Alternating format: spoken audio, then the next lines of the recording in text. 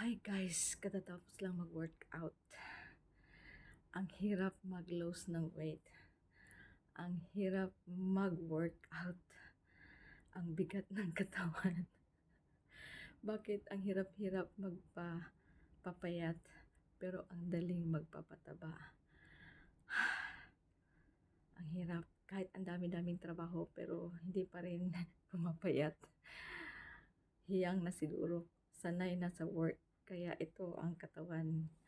Strong. Pinapawisan ako ng maraming singot pero habang nagbabantay ng bata, habang nagbibisite, exercise din tayo. Yun lang yung time. Kaya eto, katatapos lang guys. Wish na merong makita. Mag-almost 1 month na akong nag-exercise. Hindi ako nakapag-skipping rope this few days. Kaya dito na lang sa loob ng bahay workout. Sana sana ay magkaroon ng resulta. Mahirap. Ay nako.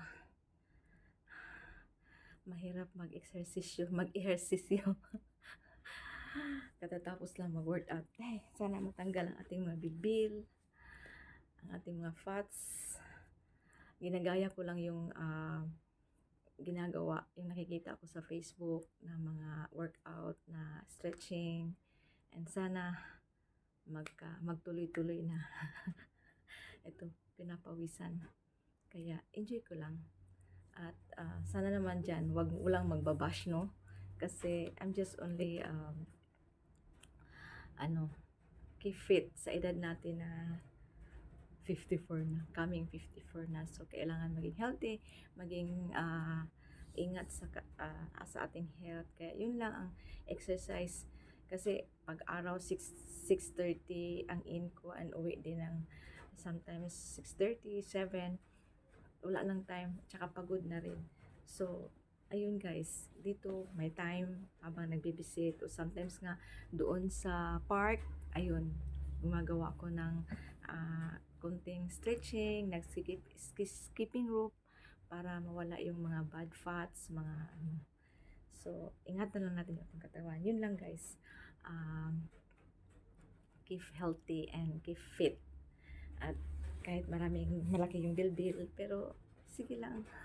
Go lang ng go. Baka sakali ay meron tayong makikita na resulta in the future. At yun lang, tuloy-tuloy at wag huminto, di ba? So, ingatan lang ating sarili, maging healthy lang, and yun, sana may resulta. Pero napipil ko naman na meron, kaya tuloy-tuloy lang. At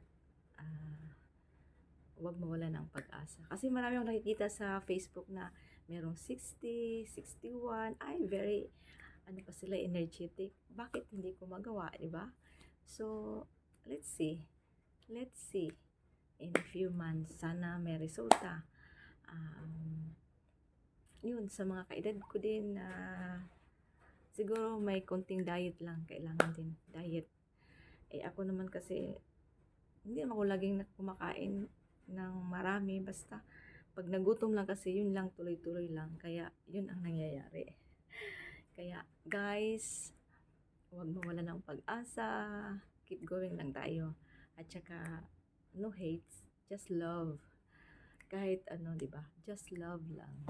Yun lang.